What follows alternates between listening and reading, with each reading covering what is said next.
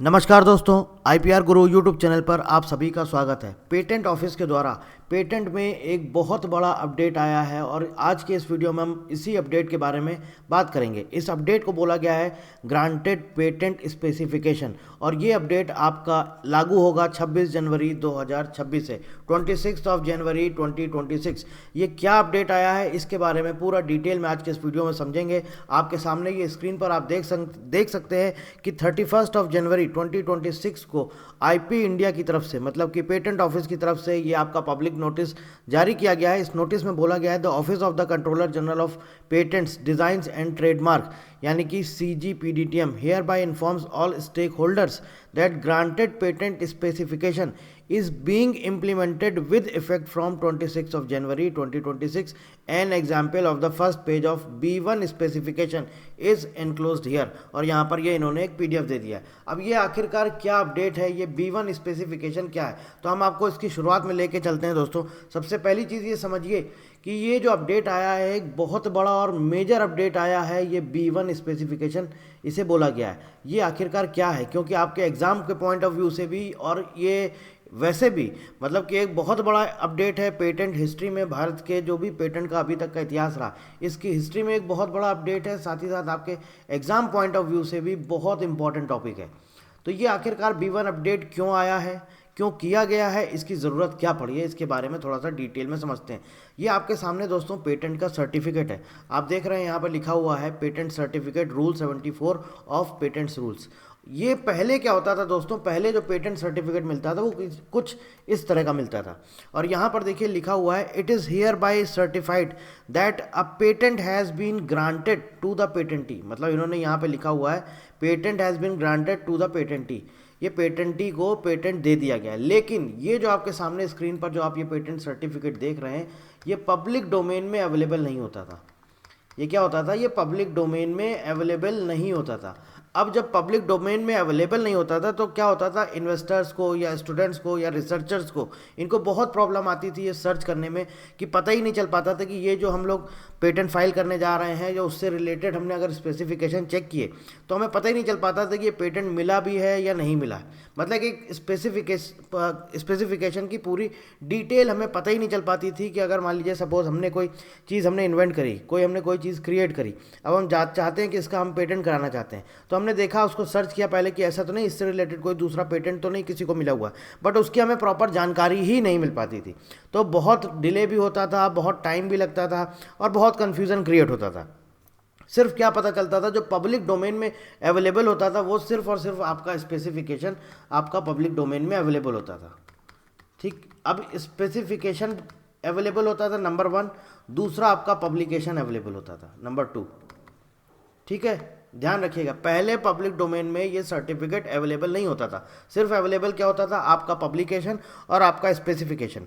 जैसे कोई पेटेंट के लिए रजिस्टर करता है, पेटेंट एक्ट जब मैंने आपको पढ़ाया था तो रजिस्ट्रेशन प्रोसेस पढ़ाया था, तो वहाँ पर हमने बात करी थी कोई पेटेंट के लिए मान लीजिए रजिस्टर करता है। ठीक है, तो क्या होता है, जब वो अपनी एप्लीकेशन वगैरह सब सबमिट कर देता है उसके 18 मंथ्स के बाद, 18 मंथ के बाद वो जो है ऑटो पब्लिश हो जाता है। जो भी उसने दिया हुआ है अपना पेटेंट का वो पूरा का पूरा जो है वो पब्लिश होता है। ठीक है, मतलब हमें उसको क्या बोलते हैं, अर्ली पब्लिकेशन के लिए रिक्वेस्ट करना होता है तो और जल्दी हो सकता है। लेकिन अगर आप नहीं रिक्वेस्ट करेंगे तो 18 महीने बाद वो पब्लिश हो जाता है। पब्लिश मतलब ये है कि आपने जो पेटेंट फाइल करने जा रहे हैं उसकी इन्फॉर्मेशन पब्लिक डोमेन पे अवेलेबल हो जाती है, 18 महीने के बाद अवेलेबल हो जाती है। और उसमें लिखा रहता था कि ये A1 पब्लिकेशन है। ठीक है, A1 क्या होता है, अब ये बेसिकली जो आपका पब्लिकेशन होता था, जो पब्लिश होता था आपका, उसमें क्या लिखा रहता था, A1, मतलब कि जैसे एक नंबर लिखा रहता था IN करके, और उसके बाद कुछ ये पेटेंट का नंबर होता था, एप्लीकेशन का नंबर होता था ऐसे करके, और उसके बाद लास्ट में A1 लिखा रहता था। ठीक, तो अब आपको ये तो पता चल गया कि ये पब्लिकेशन स्टेज में है, हमें ये तो पता चल गया, मतलब ये जो इन्फॉर्मेशन है ये पब्लिक डोमेन में अवेलेबल हो गई। अब ये अवेलेबल हो गई तो हमें ये पता चल गया कि ये जो हमारा स्पेसिफिकेशन यहाँ पे जो इन्होंने स्पेसिफिक लिख दिया है A1 का मतलब हमें ये चल गया कि ये पब्लिकेशन स्टेज में है। मतलब कि जो अभी हमारा ये है पेटेंट, ये वेटिंग स्टेज में है और सिर्फ यही इन्फॉर्मेशन जो है हमारी पब्लिक डोमेन में अवेलेबल होती थी। अब हमको पता ही नहीं चल पा रहा है कि पेटेंट हुआ है, मिला है या नहीं मिला है, ये वेटिंग स्टेज में रहता था क्योंकि सिर्फ पब्लिक डोमेन में यहाँ तक ही आता था। इसके बाद पेटेंट मिला भी है तो वो जिसको मिलता था, जो पेटेंटी होता था, उसको दे दिया था सर्टिफिकेट, पब्लिक डोमेन में कुछ भी अवेलेबल नहीं होता था। तो इसकी वजह से इन्वेस्टर्स को बहुत समय लगता था। फॉरेन कंट्रीज़ का अगर कोई यहाँ फाइल करता था तो उसे भी प्रॉब्लम होती थी। तो भारत सरकार ने क्या किया, CGPDTM ने क्या किया, उन्होंने बोला हम वैसे भी अब जो है सारे के सारे ग्लोबली जो भी नॉर्म्स हैं, जो भी कंप्लायंस हम उसको फॉलो कर रहे हैं। तो सीधी सी बात है, जब WIPO कि जो भी स्टैंडर्ड्स हैं, जो भी आपकी चीज़ें रिकमेंडेशन है, वो सब हर एक कंट्रीज़ फॉलो कर रही, तो हमारी कंट्री पीछे क्यों रहे। तो USA UK ये ऑलरेडी पहले से B1 स्पेसिफिकेशन यूज़ करते आ रहे हैं। तो यही मेजर अपडेट आया है। उन्होंने क्या बोल दिया है कि अब जो भी हमारा सर्टिफिकेट होगा वो B1 स्पेसिफिकेशन होगा। B1 का मतलब क्या है कि अब ये मुहर लग गई है। अगर B1 लिख गया है तो इसका मतलब ठप्पा लग गया है, दिस इज़ ग्रांटेड पेटेंट, मतलब ये पेटेंट मिल चुका है और ये पब्लिक डोमेन में अवेलेबल रहेगा। आपको क्लियर समझ में आ गया। पहले पब्लिक डोमेन में हमारे पास एग्जैक्ट इन्फॉर्मेशन अवेलेबल नहीं रहती थी, हमें पता ही नहीं चलता था कि ये पेटेंट मिला भी है या नहीं मिला है। अब ये पब्लिक डोमेन में अवेलेबल हो जाएगा। B1 अगर लिख के आ गया तो समझ में आ जाएगा हमको कि ये पेटेंट मिल चुका है। अब देखिए इन्होंने क्या बोला, जो नोटिस आया उन्होंने बोला कि हम आपको फर्स्ट पेज दे रहे हैं इसी का, कि ये जो आपका ग्रांटेड पेटेंट स्पेसिफिकेशन B1 है, ये उसका सैम्पल पेज उन्होंने दे दिया। कोई भी होगा जो देखेगा वो देखेगा, अगर यहाँ पर B1 लिखा हुआ है तो उसे समझ में आ जाएगा ये पेटेंट मिला हुआ है। और यहाँ पर पेटेंट का टाइटल है apparatus and methods for noise aware and energy efficient pulse rate variability and heart rate variability analysis, ये क्लियर लिखा हुआ है। तो इसमें यहाँ पर समझ में आ जाएगा कि ये आपका पेटेंट जो है इनको मिल चुका है। सबसे पहले अगर इसकी हम सैम्पल कॉपी की बात करें तो यहाँ पे देखिए आपका पब्लिकेशन नंबर है। पहले क्या होता था, पहले पब्लिकेशन नंबर कैसे लिखा रहता था, IN, उसके बाद ये नंबर मान लीजिए लिखा हुआ है 576575 और इसके बाद लिखा रहता था A1। ठीक है, तो इसका मतलब ये समझ में आया, A1 का मतलब ये अभी पब्लिकेशन स्टेज में है, अभी ये वेटिंग स्टेज में है। और अगर यहीं पर B1 लिख के आ गया तो हमें ये समझ में आ गया कि ये पेटेंट अब मिल चुका है। तो इससे इन्वेस्टर्स को भी बहुत मदद मिलेगी, साथ ही साथ जो फॉरेन कंट्रीज से कोई बड़ी बड़ी कंपनीज अगर फाइल करना चाहती उनको भी बहुत मदद मिलेगी। और लीगली कोर्ट्स के पास भी क्या बोलते हैं, कोई अगर डिस्प्यूट आता है तो उनके लिए भी एक मजबूत एक डेटाबेस रहेगा, उन्हें पता चल जाएगा कि कन्फर्मेशन मिल जाएगा कि हमारा ये पूरा का पूरा पेटेंट जो है इन्हें मिल चुका है। तो ये है आपका B1, जो आपका ये सबसे बड़ा अपडेट आया है पेटेंट के इतिहास में, और ये बहुत बड़ा अपडेट आया है CGPDTM की तरफ से। अब इसको एक चीज़ समझिए, ये आखिरकार B1 है क्या। अब आपके मन में ये भी तो आ रहा होगा ये B1 है क्या।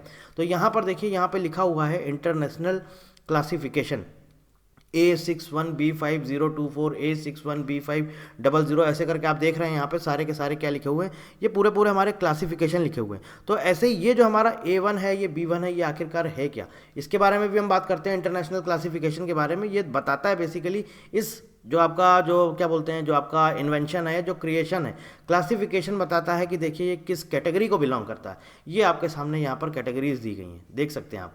यहाँ पर लिखा हुआ है इंटरनेशनल पेटेंट क्लासिफिकेशन, चाहे इंटरनेशनल क्लासिफिकेशन बोलिए चाहे इंटरनेशनल पेटेंट क्लासिफिकेशन बोलिए, एक ही चीज़ है। ठीक है, IPC इंटरनेशनल पेटेंट क्लासिफिकेशन। और यहाँ पर जैसे आप देख रहे हैं यहाँ पर A61B5/024, तो ये कैटेगरी है। आप इसको मैक्सिमाइज़ करके WIPO की वेबसाइट पर, ये वहाँ से ही स्क्रीनशॉट लिया गया, आप इसको मैक्सिमाइज़ करेंगे तो आपको यहाँ पर A61 लिख के आ जाएगा। तो यहाँ से हमें पता चल जाता है कि किस कैटेगरी का ये इन्वेंशन है। ठीक है, जिसने भी फाइल किया होता है वो यहाँ से उनको ये सारी चीज़ें स्पेसिफिकेशन मेंशन करने होते हैं। तो वो यहाँ पर लिखा हुआ है इंटरनेशनल क्लासिफिकेशन, उसके बाद डेट ऑफ फाइलिंग है, फिर पब्लिकेशन डेट है, फिर priority document number, priority date, ये सब कुछ ये इन्होंने सैम्पल दिया हुआ। और यहाँ पर नेम ऑफ एप्लीकेंट है और यहाँ पर नेम ऑफ इन्वेंटर है। तो मतलब कि उन्होंने बोल दिया है कि अब आपको सारी चीज़ें पता चल जाएंगी। अगर यहाँ पर लिखा हुआ है B1 तो आपको ये पता चल जाएगा कि ग्रांटेड पेटेंट है, ये पेटेंट मिल चुका है। अब हम बात करते हैं ये आखिरकार A1 और B1 है क्या, थोड़ा सा इसको डिटेल में समझते हैं। इनको बेसिकली क्या बोलते हैं, इनको बोलते हैं A1 एंड B1, इनको बोलते हैं काइंड कोड्स। क्या बोलते हैं, इसको बोलते हैं काइंड कोड्स। कौन जारी करता है, ये क्या है, ये बेसिकली एक तरह का स्टैंडर्ड है ना, कोई एक्ट या कोई लॉ वगैरह नहीं है, स्टैंडर्ड है, या हम ये बोल सकते हैं कि रिकमेंडेशन है, रिकमेंडेशन। और ये कौन जारी करता है, ये जारी करता है WIPO। दुनिया की बहुत सी कंट्रीज़, स्पेसिफिक यूरोपियन कंट्रीज़, ठीक है ना, यूरोपियन कंट्रीज़, इसके साथ साथ USA, ये सब के सब WIPO के नॉर्म्स फॉलो करते हैं। तो भारत भी क्यों पीछे रहे, बहुत तेज़ी से हमारा जो है कंट्री जो है डेवलपिंग स्टेज से अब डेवलप्ड नेशन की तरफ जा रहा है, बहुत तेज़ी से बहुत सारे स्टार्टअप्स आ रहे हैं। तो हर एक चीज़ को उनको अपनी हर टेक्नोलॉजी को उतना ही मजबूत करना होगा, इंटरनेशनल स्टैंडर्ड्स को उतने ही तेज़ी के साथ मजबूती के साथ फॉलो करने होंगे। तो जो आपके पहले USA वगैरह में और यूरोपियन कंट्रीज़ में सब B1 वगैरह सब उनके में पहले से लिख के आता था, लेकिन हमारे यहाँ ऐसा कुछ भी नहीं था। अब क्या हो गया है, अब आपको जो भी पेटेंट का सर्टिफिकेट मिलेगा उसमें देखिएगा उसके साथ साथ जो स्पेसिफिकेशन होगा या आपका जो भी पब्लिकेशन होगा उसमें ये लिख के आएगा B1। अगर B1 लिख के आ गया तो इसका मतलब ये समझ में आ गया कि ये ग्रांटेड पेटेंट स्पेसिफिकेशन है, ये पेटेंट ग्रांट हो चुका है। तो इससे मदद मिलेगी जो हमारी फॉरेन कंट्रीज़ हैं, वहाँ से जो बड़ी बड़ी कंपनीज़ हैं उनके लिए मदद मिलेगी, साथ ही साथ जो इन्वेस्टर्स हैं, रिसर्चर्स हैं, उनके सबके लिए मदद मिलेगी। तो आपको समझ में आएगा, सिंपल ये एक अपडेट किया गया है, लेकिन ये अपडेट बहुत बड़ा है पेटेंट की हिस्ट्री में। और यहाँ पर जो ये दो कोड होते हैं A1 और B1, मैंने जो आपको बताया, बेसिकली A1 A2 ऐसे भी होता है, बट अगर देखें तो इन्हें काइंड कोड्स बोला जाता है A, B। WIPO, ये WIPO डिफाइन करता है, WIPO बताता है ये स्टैंडर्ड्स हैं आपको फॉलो करने। ए का मतलब क्या होता है, ए का मतलब होता है एप्लीकेशन स्टेज, ठीक है, एप्लीकेशन स्टेज, एप्लीकेशन स्टेज ये कोड है। ऐसे ही बी, ये क्या है, ये आपका आ जाता है ग्रांटेड स्टेज। क्या है ये, ग्रांटेड स्टेज।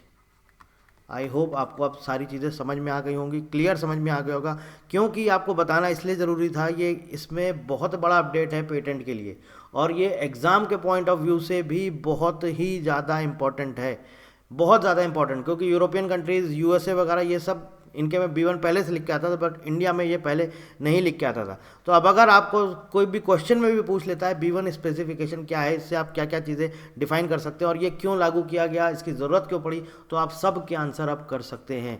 और ये एक बहुत बड़ा अपडेट है, मुझे लगा आपसे ये शेयर करना चाहिए, क्योंकि बहुत बड़ा अपडेट है ये पेटेंट के हिस्ट्री में, जो कि भारत सरकार ने CGPDTM ने लागू कर दिया। और ये 26 जनवरी, ये डेट भी याद रखिएगा, बहुत इंपॉर्टेंट है। ये कब से इफेक्टिव हुआ है, 26 जनवरी 2026। ये डेट बहुत इंपॉर्टेंट है, ठीक है। इनको काइंड कोड्स बोला जाता है। बाकी कुछ भी इन्फॉर्मेशन चाहते हैं तो वीडियो के नीचे कमेंट करके पूछ सकते हैं। So thank you very much and thank you for watching.